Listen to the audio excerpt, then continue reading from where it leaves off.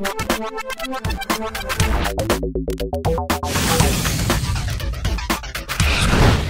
of the big issues today that I feel it's important to talk to in regards to online poker is collusion. Everybody, it just seems like I see it a lot online, at the sites, at the forums, at RGP, that's rec.gambling.poker.com. It's a huge online poker discussion group. But I hear people all the time saying, this site is crooked, this site is crooked, people are colluding here, they're colluding there. You know something? Collusion in poker and Hold'em is almost non-existent. When you're playing Texas Hold'em, it's very hard to collude. I mean, let's just suppose that someone decides, oh, I have pocket kings, and his buddy has the deuce nine, and oh, we're going to race back and forth and charge all these guys all this extra money. Well, okay, what happens when the third guy has two aces? What happens when the third guy has two eights and flops an 8?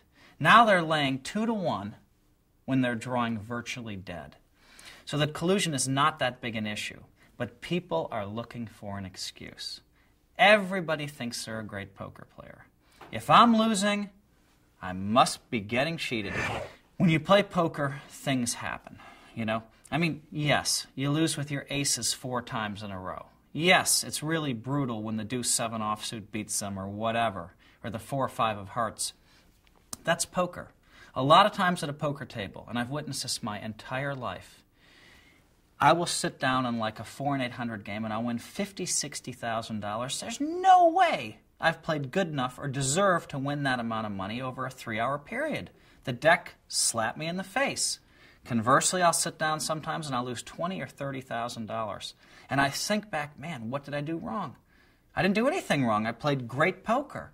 But sometimes the swings are like that. Sometimes luck can slap you in the face positively, and sometimes it can kick you in the ass. So that's just poker. And, you know, I'm sick of people worrying about being colluded on these sites. And as far as the sites being crooked or not, no.